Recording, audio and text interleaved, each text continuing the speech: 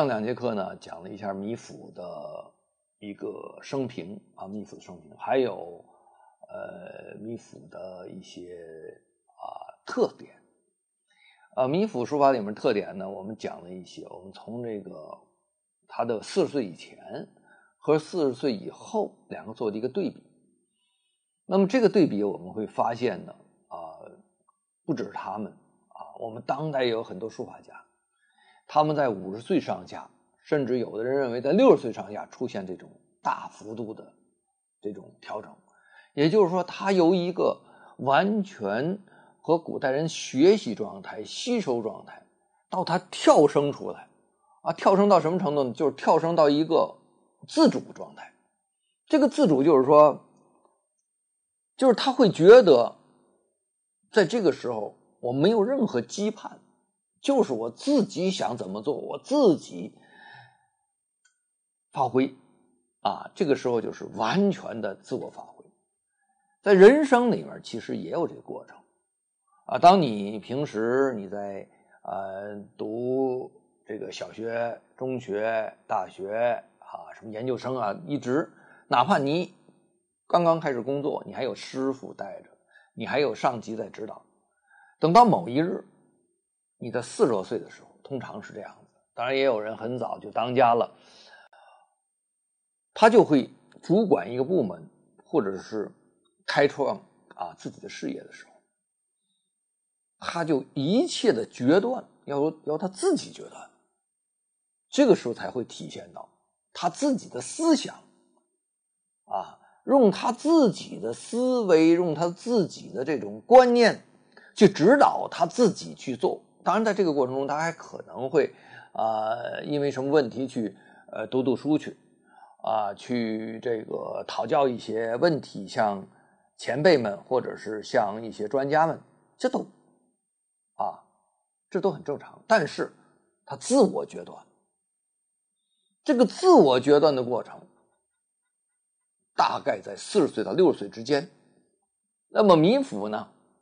他大概就在40歲左右。所以我們上一次課就是把他的40歲以前和40歲以後的對比，發現呢他的字裡的差別在哪裡？40歲以前他學來的所謂的集古字，就是把古代的那些字的形體，就是成單個字的一種排列狀態。雖然說有來回上下左右的一點這種空間的一種相對顧盼中的一種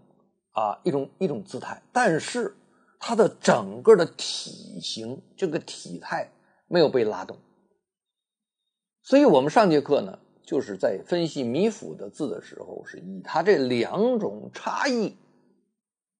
這個時間段的差異前後作為一種切入點，去觀察和表達，就是告訴大家，任何一個書法家他必須要經過這麼一個飛躍，他才可能由一個學習的狀態到一個書法的狀態。那麼我們拿米芾做的是例子，很少有人去這麼分析米芾的字。那麼接下來我們就比較像大家的這個分析的這個樣子，但是我把它歸納成幾種類型，大概有10幾個有12個12個類型，從12個角度12種不同的角度去剖析一下米芾的字。首先第一個剖析呢，就是關於米芾的我們經常講米芾的字呢，我們講八面出風這大家都愛講的。然後呢，這個鋒強陣馬沉着痛快，還有他自己講的那個刷，是吧？大家講那個刷就是他自己講陳叔刷字，就是我是刷字他跟那個當皇上問的時候，你是哪一種他講到了蘇東坡的畫字張遼的排字講到這個黄庭堅的描字那皇上問他你怎麼樣寫，他說陳叔刷字，說我是刷。這個刷就和沉着痛快就有很密切的關係了。那麼我們第一條講的呢，叫做放中帶收。什麼叫放中帶收就是它的，我们看这個啪刷出去，這一筆啪刷出去，它不是這麼一刷就沒邊沒樣的就刷走了，它是刷完之後啪在這兒有個停頓，這個停頓它在刷的很快的過程中，有的時候它這個停頓就停到空中去了，有的時候這個停頓停在那兒的時候，這個筆鋒還在紙裡頭，它就接下一筆了。那麼我們由此可以看到，它的刷不是無限度的刷，它是有節制的刷，所以我们叫做放中帶收，就是它這個筆下去之後，它做這麼一個顫抖的動作，這麼顫抖動作它就回來了，它不是這麼啪無限度的發出去。那為什麼顫抖中要回來？因為古代人在寫字的時候啊，他要有一定的速度，他養成了習慣，他寫完一個字之後，最後這筆拉出去或者帶回來的時候不能太遠了啊，太遠了的話它就影響速度，你跑得那麼遠再回來就速度就影響，所以他就養成一種習慣，写得快的話他啪啪啪写到哪兒去，他永遠是在這個字的左右，再下到下一個字的左右，他不會一下跑到老遠一下跑到老遠。只有我們現代不考慮字的情況，但是我們又忽略什麼？忽略它的气息的连貫啊！你这邊啪跑出去了，你等气息連在下面，它都不順氣。我們先來看一看，它放中帶收啊，然後收完了之後，又趕緊連到下一筆的時候，有好多動作，它直接就影響到了米芾的風格。我們經常會有人專門去採用這種，但是不是這個收完之後帶回來，是要求我們自己去放出去，再放出去之後再帶回來。甚至有的人已經放出去了，沒帶那一下，他還會拿毛筆再描一下，再把它帶一下，好像你有帶的動作。其實真正我們要求的是那個帶的那種感覺，那種感覺有的話，沒帶回來那一筆也沒關係。我們現在來看一看好多這個地方啊，我都做了一些標誌標記，比如說非常細緻這個起字，這個起字這個走之走出去之後啊，這是一個米芾的數數帖哈，數數帖它第一頁啊，第一頁開始，它這個起字拉出去帶回來，拉出去帶回來，它帶回来什麼呢？它這個先走寫這個走字，然後再寫上面，它下面就帶回來之後再寫上面去，所以這個起字這個走之拉出去，它會帶回來有個動作。我們看這步字也一樣，這個步字橫撇啊，豎鈎再帶到右邊這個點，豎鈎起來的時候，它一起來之後它就走下邊，但是起來的時候它有個停頓，這個停頓它這個筆鋒沒有離開紙，所以在這裡面細節的地方能看到這一條。然後這個閹字也是閹字啊，左側的啊，我們看有幾個連帶筆，我们經常看到這種筆，也在寒食帖啊，寒食帖裡面見到，就經常有這種我們叫我們給起了個名字叫牽絲啊，這就是連帶中的一部分。這個閹字左側它依然是啊，你看它這個火寫到下面這一個撇之後，你看這個連起來這一部分，它這個起來之後摁下去之後，它這個毛筆寫字的時候是這樣的。它不是這種在裡面那麼走，它是走完就起完再下，起完再下。它每次起伏的過程中啊，它有一個把握，就你自己知道大概到哪兒，都是寫習慣了嘛，就你的毛筆。但是總有它自己就是說不那麼準確的時候，就是過早拔起來，或者是呢都到那位置了，還沒拔起來呢，就開始移動再走了。所以這就是要求筆法一定要到位的地方，就是你筆法到位之後，你不管什麼時候拔起來，什麼時候下去，只要下去落到紙上了，那就是一個很好的筆觸，只要出來了之後，它就是很好的一個過程。這就是筆法的正確和筆法的精熟所能達到的這個效果。那麼像它這個閹字，我們非常明顯的看到它這個撇下去之後，再拔起來之後，這個所謂的牽絲啊，這個牽絲，我們就叫牽絲吧，因為你不知道，一講牽絲他也知道，而且我們也沒必要，比如說一問什麼什麼牽絲，我們說沒聽說過也不代表沒有學問，因為牽絲是某些人創造的一些這個詞組啊，还有一些什麼解筆呀，还有一些这种，我覺得像什麼角轉吶，沒必要。就是你講，哎，我也能聽懂了。我不懂，我不知道，也不代表我不知道這個現象，只不過是你編了一個詞兒。那麼由這個閹字的牽絲，我們非常明顯的發現，就是它這一筆下來之後，這毛筆不是直的，這毛筆是斜着的，所以它才能出現這種樣的情況，和牽絲下面來一個點兒，然後下面一個點兒又起來，再帶起來，啊，上面這個閹字左側這個右側這個方塊呢，左邊這一豎。我們再來看其他部分啊，都非常精細啊。你看到時候，你看這個書啊，這個書字。這個書字最後這一勾起來，它本來挑起來之後就走到下一筆去了，但是它挑起來之後呢，它就停到這兒了，它挑完之後就起來，就起到这樣，結果呢，它那個筆毫的那個尖的地方啊，還是帶出來一個向下走的一個小頭，小線頭似的。說明什麼問題呢？說明它走完之後这個筆啪起來，它沒有啪就起來，它啪起來，啪起來就起來，就一頓起來，它一直這個毛筆都是非常的貼近於紙面走，這樣它速度是最快的，但是依然會見到這些東西。另外再看，由這種牽絲來看，這個字帖大家看一看啊，沒有太多筆毫的透露，但是我們能見到那麼細的牽絲，說明什麼問題？說明這支筆是非常尖的，非常尖的，在米府這麼外露型的書寫過程中，它的鋒藏得非常好，這就是他的筆法精熟。這是他36歲的時候。我們再來看這個鶴，這個鶴字這個拐過來之後，這一勾到這兒停了，但是它在這兒又帶起來了啊，又帶起來了。這種動作在這裡面屢見不鮮啊。我們來看，再看這個特殊的書字，書字這一豎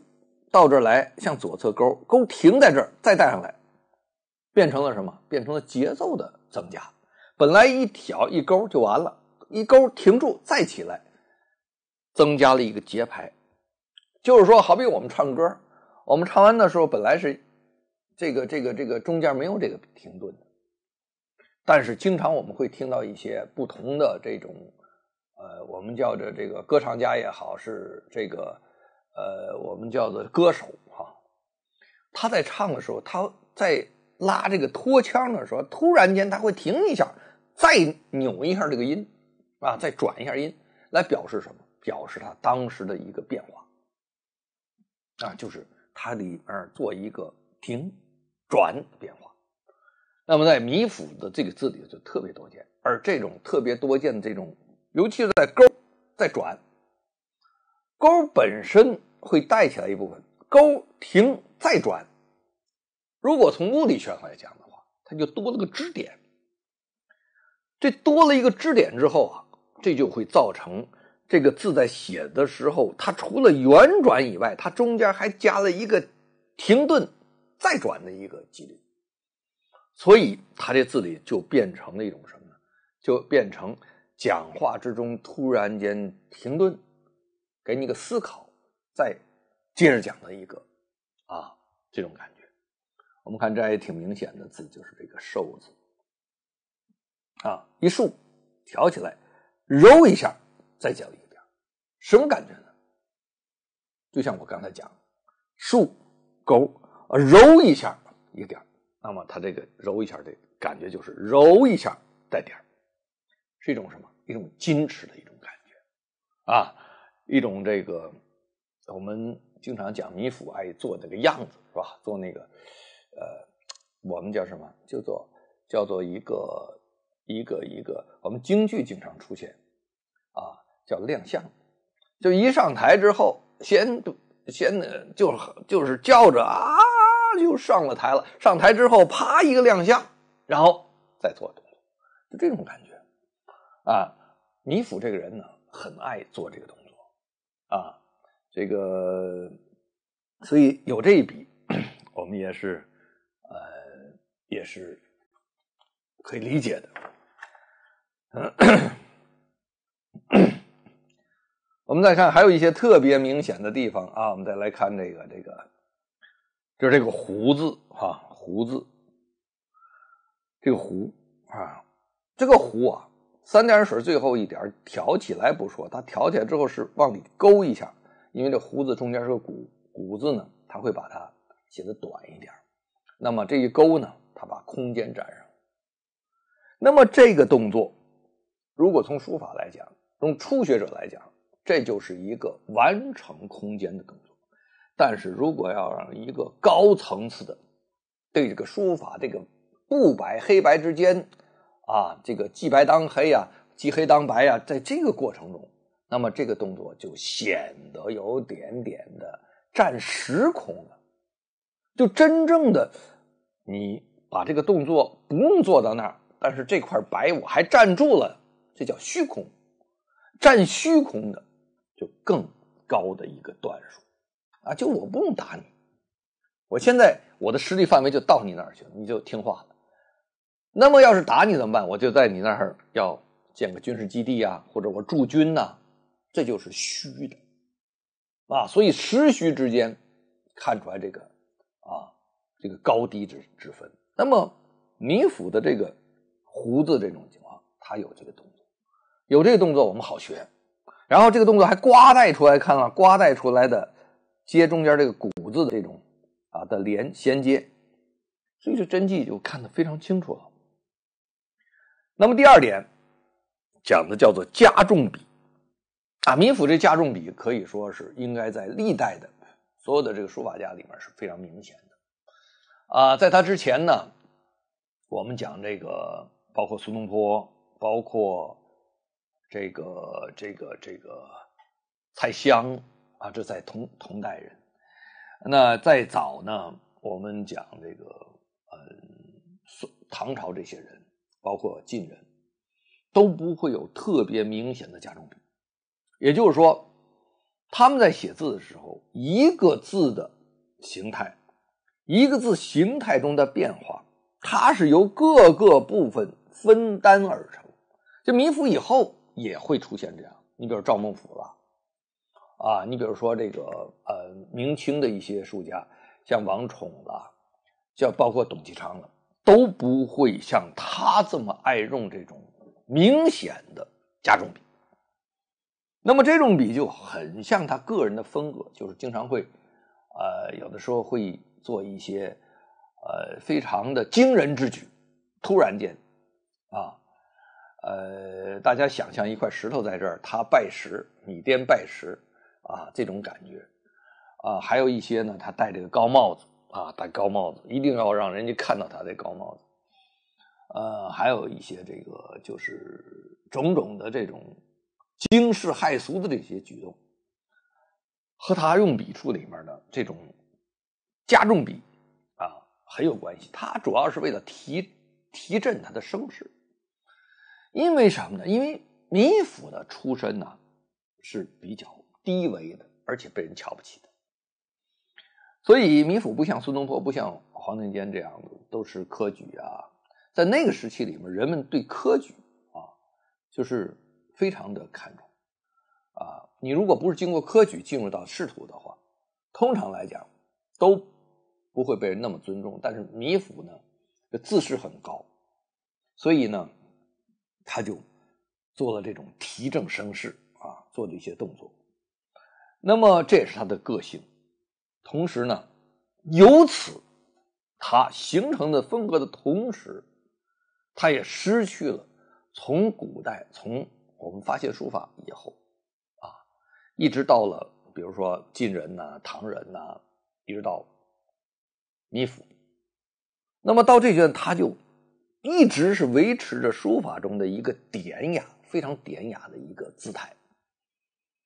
那這種典雅姿態，它跟武夫就不一樣。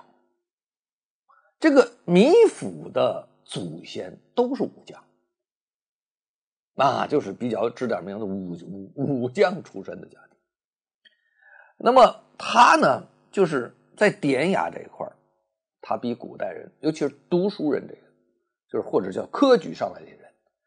他就顯得有一些粗豪。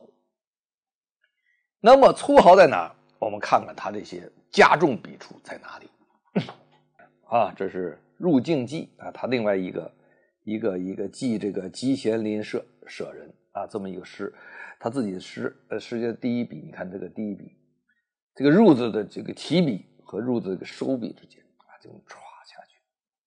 载字啊，这个起笔啊，而且这个起笔写作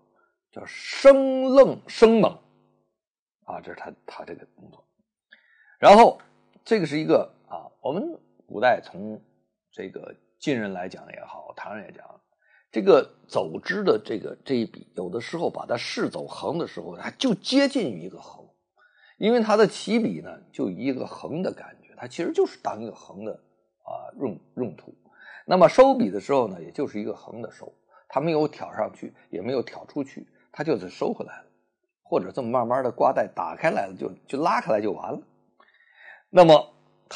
我們來看它這個遠字的這個起筆的這個做的這個動作，如果這些還不是特別明顯，是吧？一啊，在這裡也很明顯，這是一種類型的時候，我們看這個多字的最後的這一個啊，給我們感覺就像是我們記得有一個著名的這個男高音的歌唱家叫帕瓦羅蒂啊，我們叫老帕的這個腰身顯得這個氣啊很壯，這是他動作。那好，這些動作還不罷，我們再來看看，像這個興字的這一橫，還有這一個撇兒啊，這個撇兒這個動作啊，非常之重。我們再看這個山，重到什麼程度？這筆框要下去之後，這筆在裡面就炸開花了啊！你看這個動作。再看你這些動作都還算是有道理的動作，是吧？你看這下面的部分啊，這個起筆部分，你看這是沒道理，就是這一撇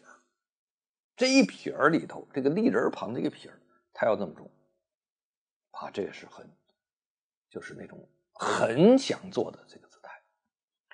那好，還有這個江波的波字啊，這個三點水的這個旁邊這一部分啊，這都是很重的筆。那我們再來看這個清啊，也是三點水中間的這一筆啊，而且這兩個距離再加上這麼一筆，這都非常重啊，非常重的地方啊。這些重筆它起到什麼作用呢？它起的作用就是提振它的聲勢。就我一上來，先一個閃亮登場還不說，要一個炸雷一樣的一個動作啊！這在米芾的字裡不是這一篇兩篇，它是比比皆是。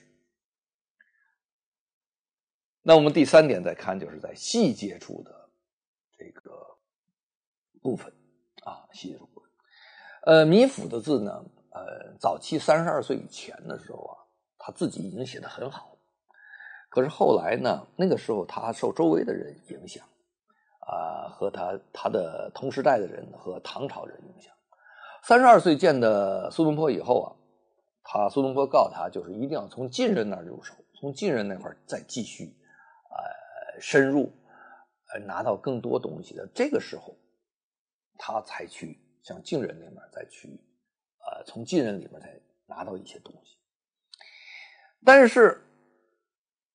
正因為米芾前面有收放的這種動作，也有一些加重筆的動作，米芾等於說他的框架屬於那種大起大落、大開大合，在這個過程中他失去了很多東西，也是一些比較典雅的東西。那麼其中有一點就叫細節，這個細節的典雅，我們不信大家去拿一些古代的一些字帖去同樣字去比較也好，不同字比較也好，我們會發現在細節的地方，不管怎麼寫，古代人這些名家的細節依然非常的精緻啊，從來就沒有那種不能看細節的感覺，到大小字啊都這樣。所以我們來看一看它細節地方的缺失啊。比如說，我們來看這個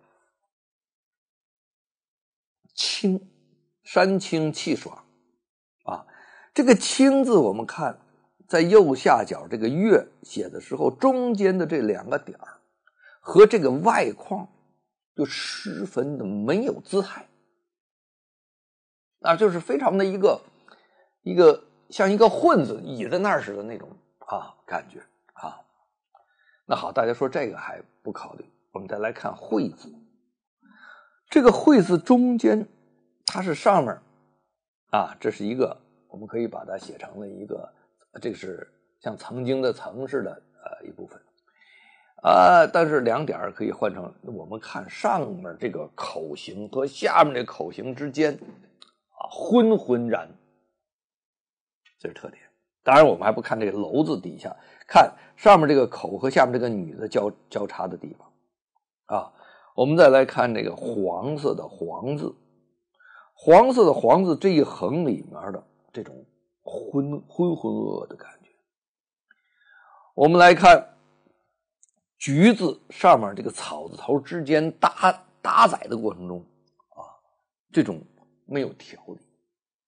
我们来看这个宁字这个宁字下面器皿的皿字上面2个出头，而且出的非常乱。像这种在字的中间部分，我们中间部分就好像一个人在身体里头，他这个肋骨排列这中间这种五脏的感觉，就是他在里面它显示出一种外面的一种粗豪和中间的一种荒疏，就是它的精致这部分。那么像这种情况在晋人的时候，像王羲之就绝对不会出现这种情况，但是呢王献之会有部分的中间会出现类似这种感受。那么有人就说了，米芾就是学王献之的。当然我觉得在某些外放这块还确实跟王献之有相同的地方，而且呢王献之的中间的结构之所以存在，就是为了他向外放做的一些力学的应力的准备，米芾也有。而且米芾在这个过程中中间他显得过度的潦草和没有章法或者组织不严密，可以那么講。那麼我們再來看這邊也有這邊也有的地方呢，我們來看那個陽字，這陽字中間這兒可能有些人還覺得這個挺好，你看實際上它在中間這兒已經都開了花了，開了花感覺。我們再來看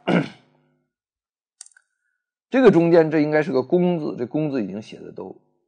完全不像。我們再來看像這個治治組織的治，治字上面這4棵樹，這個4個樹的顯得非常的荒率，它沒有一種條理，而這種條理其實就是隨機生長，可是說明什麼呢？說明它沒有講究。大家知道什麼叫典雅？典雅在精微，它處處都有一些基本的一種訓練，而在這方面來講米芾是薄弱的。那麼接下來我們再講的第4點叫粗豪。我們來看有些筆觸，像這個乃瞻，興起這個瞻，瞻字右側這個回環的這個動作簡單而粗暴。我們來看這個興興起的興字這部分中間完完全全的一個重疊當然這個瞻字也是個重疊，對吧？我們再來看武字神字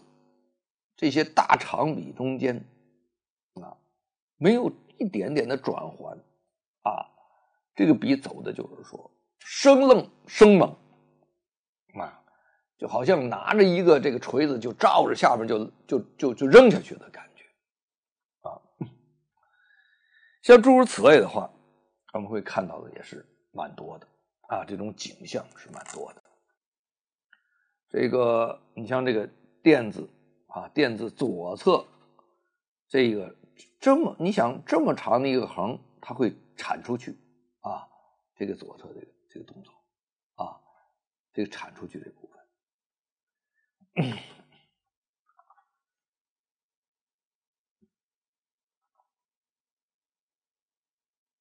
这些东西呢，在这里面表現，我们經常講它叫獅子啊，這個誰呀？這個董其昌在後面的跋裡面解的叫獅子作相。獅子作相什麼感覺啊？就是那種全力以赴，而且是那種肌肉感十足。然後捉象的時候，這象啊又是一個很大塊頭的東西，所以它裡面的搏鬥，它的感受就是好比說就是肌肉感十足。那麼其中呢也有一定的這種粗豪的這個部分。這種粗豪不是說他在這個字帖裡面見到，其他字帖裡面也經常有。然後我們再看呢，就是說米芾的字啊，尤其是他的這個筆畫粗細這塊，剛才我們講了一部分啊，講的細節，現在再講起來呢，這個粗細的變化，米芾也是從歷代到他的手裡時候出現了大的變化。這裡面呢，粗細的反差啊，還有它的這個疏密和這種疏朗出來的這種反差啊，都形成了它裡面的，我們講的就是說不好聽叫一驚一乍，說好聽了就是說是讓你這個在看它的字的時候，讓它感覺到鼓盪、亢奮、激昂。這是一種，但是同樣這種動作和典雅和儒雅啊又成了一個對比。所以米芾呢，他在這個書寫的過程中，他中間的粗細之間的反差之大也是前所未有，而這種反差多多少少會讓人們感受到它裡面啊，它有故意的成分在裡面，就是故弄玄虛啊，一驚一乍。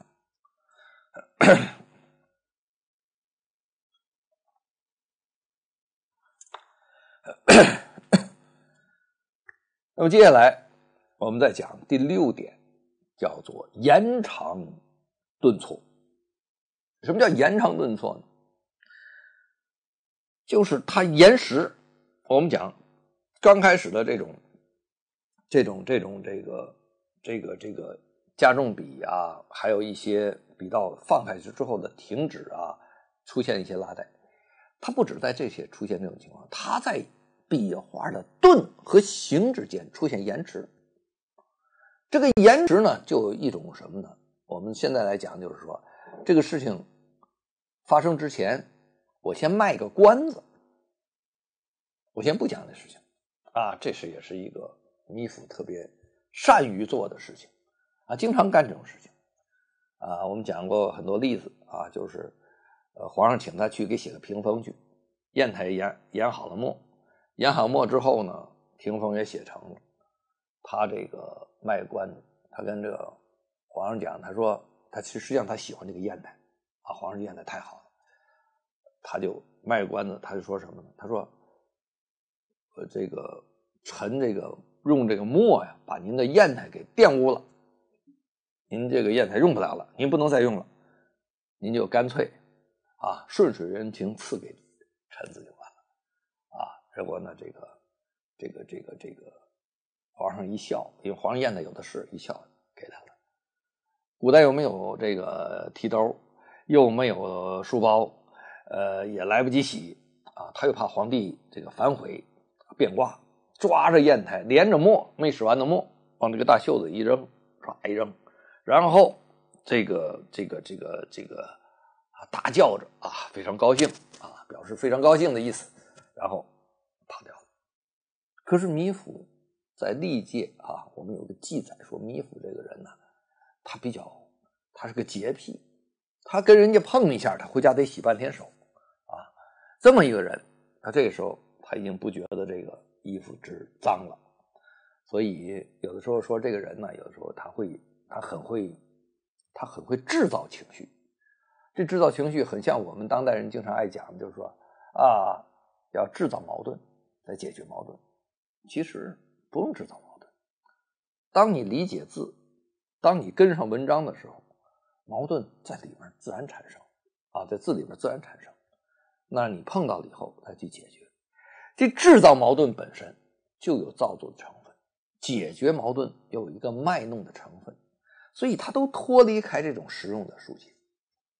但是我們這個時代不一樣，我們這個時代沒有實用的過程，你就不會把書法理解那麼詳細，理解那麼到位。那麼怎麼辦讓你引起你注意，或者我引起我自己注意呢？那就是制造矛盾，解決矛盾。那米芾的字裡头就是這种，米芾的個性也是这种類型的，所以米芾格外的受到我们這個時代的青睞，也不為什麼奇怪的事情，很正常。所以他這一驚一乍產生這種粗細變化。第六我們要講的問題叫延長頓挫，它跟什麼有關係？跟這毛筆下筆有關係。這毛筆啊，如果你下筆像晉人也好，晉人直接就進去了。唐人的話，做完動作就是進去，做完動作他就憑着就開始推了。晉人是這麼進去的，這麼進去的。唐人是這麼進去的啊，沒有這個動作。所以晉人的動作裡面都是這樣起。你看一下去一彈，這個動作就完成了。唐人不是，唐人進去要做動作，再推移啊，唐人推移多，因為唐人是這麼寫的，晉人是這麼寫的啊，所以不一樣的。那他呢，他就又有唐人東西，因為他最早學唐人東西，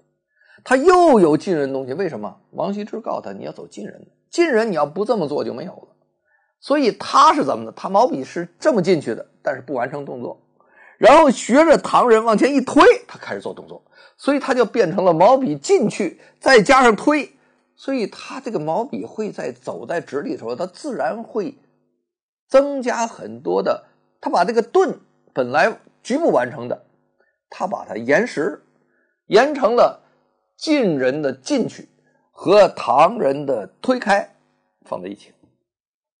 那麼同樣他出去的時候也有這種動作。我們來看一看這些字，來表現他這種變化的動作的這些字。首先我們來看這個字，這個字本身我們不太好，是個很小很小。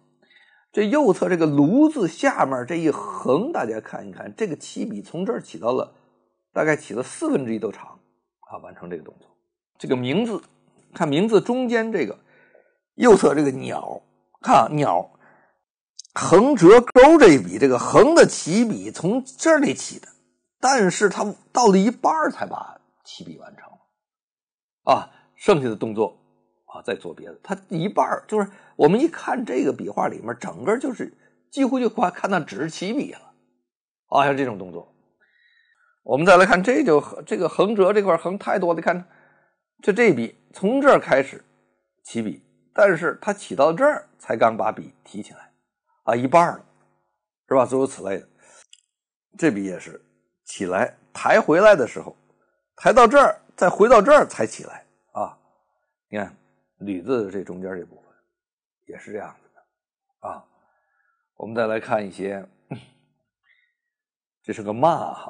字罵字。這個罵字我們看这個最後這一筆起來這筆居然整個這一筆和這個起筆都很接近，到這兒才收的然後我們來看這個捺點兒，這個陳字的捺點兒，這陳字捺點兒最後一筆，這筆本來在這兒就完成的，它到這兒中間的時候才完成起筆動作，後面就結束了。那麼九字也是一樣，九字本來在這兒是打折的，打折摁下来，它打折的时候没摁下来，中间摁下来了，这个延遲，所以这个毛筆走到這兒的時候是這樣的，頓下來的時候一邊走着一邊頓去完成了，所以它對它的銜接和延時起到作用。不讓你就是一下就跟他进入到節奏，他把这節奏拉一下调，改变一下，就像我们经常唱歌似的。但有时候唱歌唱的一个音接一个音，一个接一个音，不是的。有的这个歌手上了台之后，他为了区別跟別人不同，為了區別他中間他有一個感受，他把這個調拉完之後，他中間走一個過渡，讓人家感覺好像增加了一些語氣。所以他在這些地方做了好多的動作。但是這些動作在我們學習的時候，有的時候未必非得要完全遵守它。我們不是那種人的話，也真沒必要。好多人把這些東西全部學來了，因為什麼？這些東西最有特點。這個東西拿來之後的話，你做好了沒事。你作為米芾本身來講，他就這種人。如果我們做的話，就給人一種拿腔拿調的感覺。米芾還有一些特點，他向右下的一種放式。這米芾和蘇東坡不太一樣。蘇東坡拿着毛筆呢是非常低，是這麼拿着的啊，是這麼拿着。所以蘇東坡這個寫大字就特別受影響，他筆力量根本都沒有。米芾呢，他可以說拿的比較高一點。高一點呢，有一種說法哈，說是他這個手着是包着這個筆，這個手啊是包着這個筆桿。那麼有人理解呢，他包的又拿得高嘛，他是這麼寫的。我不認為是那麼寫的，因為這樣的話其實不好寫字。我認為是什麼呢？我認為他是這麼樣抱着筆寫字，這樣抱着筆，這實際上也是抱着，不是把它杵在這個手心上才叫抱着。那麼當他這麼抱着筆的時候，大家記住了，你看向這邊走，他向這邊拉的時候，這個手腕一拉下來，然後刷下去彈出來，刷下去彈來，他有這種樣的感覺。所以當他寫這種筆的時候，往後一拉的時候，給人感覺這個字裡頭好像整個字拍好之後被他這個拉過來的感覺。所以他向這方面走的一個勢特別強。蘇東坡就不一樣了，蘇東坡是往這面走好走，往這面走他就手腕就強刺了，因為他是那麼斜着的，他就強刺了，所以叫左榮右酷。米芾正相反，米芾是往這面拉倒反正好，撇兒倒是沒有，他一撇兒就摁下去了，就抬起來了，摁下去彈起來了。而往下拉的時候和往這面走的時候，他就會讓那個筆非常的沉在裡面走啊。所以米芾的這個字勢是別看向上斜，但是向下啊會向右側的一種放。那麼第八點呢，就是說米芾對草書的理解。我記得曾經有人給我提個問題，說是為什麼米芾、蘇東坡草書寫不好，黃庭堅卻寫得好啊？這個問題呢，我當時做了一個回答。米芾啊，雖然說寫近人東西，但是米芾沒把草書的意味啊參透，他只是剛剛接受了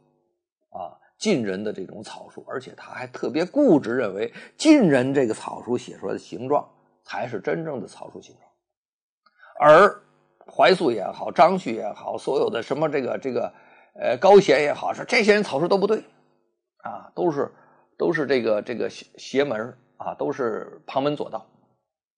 那這種說法說明什麼？他沒把草書真正領會活了。因為草書雖然說我們今天都沒問題，我們又看懷素的，又看這個張旭的，再看黃庭堅的，我們領會，哎呀，草書原來是這樣的。草書在近人起伏之間，就是近人那種草書。當草書這種縱橫包括平動，包括這種槓桿所謂槓桿我們看最清楚的，大家去看看於右任先生的那種，原來就坐在這兒，拿着筆就這麼樣起伏，這個草書就是寫出來的。當然他也有站出來寫的，你寫那個大字肯定是站着寫的啊。目前沒有視頻，坐着那有視頻，我一看就是這麼寫，我們現在都這麼寫這是所謂槓桿的作用很強。按說米芾應該寫好的，米芾性格各方面都寫上，但是他這種一驚一乍之勢啊，形不成連綿的那種感覺，也就好比说這個人他這個换氣不行啊，所以他一唱這個歌的話，他整個歌唱不下来，他只能唱2句，所以这种样呢，他就一起伏在那倒气似的啊。那麼他对草的这种意思理解的不夠，就是不夠正確。第二，他經常會用一些誇張的表現來表達一些筆觸、一些字的形態和一些這個字的這種勢態。像這種誇大以後，就好比說你唱歌，你這一個聲音唱完之後，你後面氣兒接不上來了。這個草書講什麼呢？是連綿不絕，而且連綿不絕是時候來什麼呢？就是很多的意念已經充實，它不是，它經常会有隨時的隨意的变化在裡面加一些這些東西。所以呢，他的草書到現在為止還是沒法突破，就是没有他没有非常精彩的草書雖然他自己知道這個他的草書要入進人格等等等等，但是他草書一直沒有表現出來就算是他唯一的一幅草書作品也是被我們顯示的一些就非常的初級。我們再強調一點，大家仔細去看米芾的字，仔細去看米芾字米芾不管寫多快，不管多麼誇張，不管做什麼動作，米芾很難省略筆畫中的部分，就是他很少做筆畫中的省略，而大部分的時候就是在重疊也好，重複也好，也得把那個筆畫寫出來這是米芾的一個特點。我們看他所有的字都寫得那麼繁瑣但是他還依然是那麼做，他也加快不了速度。為什麼？他很多的感覺都是在抒發，在表達他豐富的情感，但是他不含蓄，他不能夠歸納、總結、簡化、抽取什麼東西，這是他的缺點。所以草書正是這方面的。你要想做到，你把这個東西做到簡單，把它做到這種就拋棄什麼東西，你不拋棄，你無法做到簡練。簡練中的這種蘊含和簡練中的這種豐富，米芾不是他特別擅長的東西。這就是我要講的第9條，叫凝練不夠。凝練不夠呢，我們看他這個字裡頭寫的特別豐富但是不夠凝練。這2條我們看起來是他比較草化的，而且他說了半天米芾也好說了半天這個張旭也好，說了半天這個懷素也好，你看這2條是最帶有這個性質。但是大家看一看，就在這一部分，這就是草寫的問題這個地兒也有草寫，這個字呢也接近於草寫，但是我們看他在這個地方所做的這個所有的動作他或者是先做這個動作的，這個字裡面沒有草書那種簡化的感覺，他依然把它搞得非常的完備。當然這些都是草字本來就是现成的一個草化的東西，這個呢草化沒到那種程度，但它依然體現出一個比行書還要繁瑣的一個步驟，就是它不能夠把它凝練。那我們不說這一個字，我們看太多字，你看這裡面所有的細節部分，所有的細節部分，所有的細節部分，所有細節部分，它都不做凝練的這說明什麼問題？說明他都無法在草書上頭有所突破。另外再有一個，他姿態擺得太足了。這草書這東西是在運行中拉帶出來的姿態不是你在那兒擺 pose 這個擺的姿態，他擺的姿態太多了他缺乏在动態中。就好比說，他是一個很好的電影演員，沒學過武術，他沒學過武術，他最後演電影怎麼辦呢？就是擺動作，然後剩下動作呢加轉就加快了，然後剩下擺動作啊，他擺的動作很好看。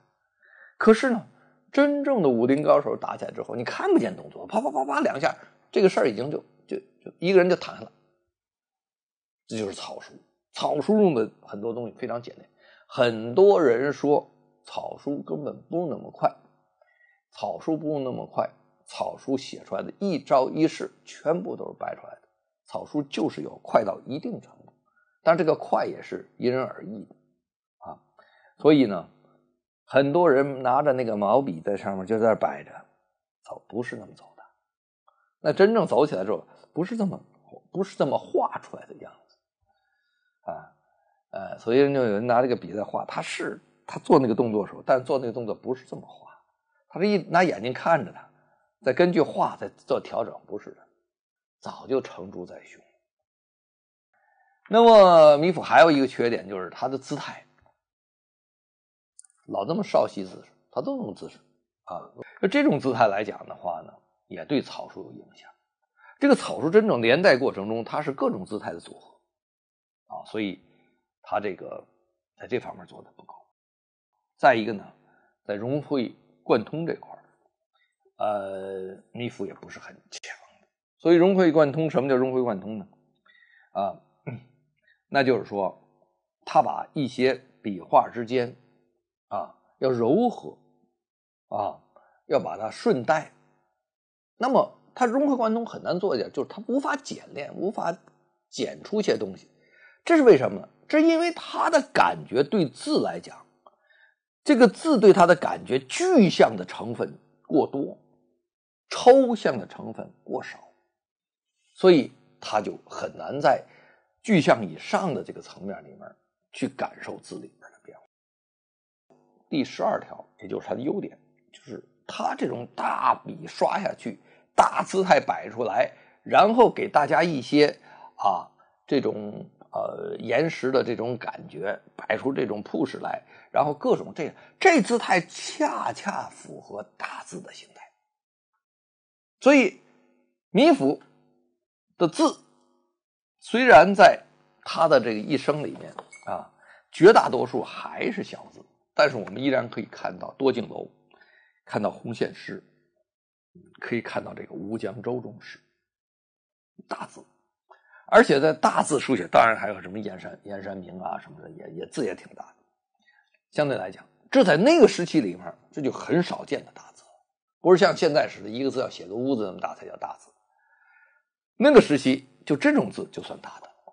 那麼這種大字在米芾來講，應該還是比較適合的。我們來看看他這種大字的這種姿態就萬搜的搜字，這是32歲時候寫的字啊。你看那個起字拉開來，看這姿態然後在這裡面，在書寫的過程中大小錯落這種變化。那其中呢，後面還有幾個像這種整篇幅的這種動作，敢做32歲啊。我們再來看一下這些像比較這種姿態，像這種動作做的和泥的這種大膽的這種拉帶，這種錯落，這種這個扁和方的這種變化，還有這種你說毛主席愛寫這種玩意兒，那是多大氣魄！你看他也敢寫這種玩意兒，氣魄。32歲我們再來看一眼其他的一些大字我们看這些大字是在紅線詩裡面這些飛白你看他所有的這種停頓的這些關節所在這個頓的東西非常清爽這種時候他不會拿眼睛看的，他只會撲出的寫，說明什麼？用筆的精熟到位。像這種樣的筆觸這完全是刷的感受。像這種滿船這種你看細節，這個像這個風字在中間飄搖的之間的這種筆觸的變化太清晰了。所以我們當代還喜歡米芾，一個是他的性格，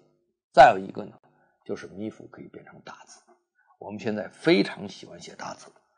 不管它有没有用途，不管那大字能不能刷出来这種真正的那种震撼人心的那种感觉，但是大字在展览上是非常適合的。大字在当前没有把玩的小字啊，因为小字把玩它要经过很长时间的这种不断的这种训練呢和積累啊，蘊含的注入啊，它不需要这大字，就是要什麼？要有才華，要有氣勢，還有一個很重要一點，就是有大字書寫出來的這種筆觸啊，這種筆觸。所以大字不是小字放大，所以這個筆觸要有。那米府的字就比較適合，因為它這種刷，它這種拉式啊，還有這種所謂的，它這個別小看那個延遲呀，一些動作，這些延遲的這些動作啊，它無形中會增加在大長筆畫之中的變化。你像好多人寫這個黃山谷、黃庭堅，一寫大字就跟麵條一樣的，但是你拿米府寫，它就不會。而且米府的一驚一乍，在這個粗細之間的反差，恰恰就是大字中需要的鼓當啊。所以米府之所以受歡迎，這種大字的需求和這種時代的這種要求，就是要求它醒目啊，要求它一出來之後就能夠給人家帶來視覺上的衝擊。那從這點來講，米府恰恰正適合這個時代需要。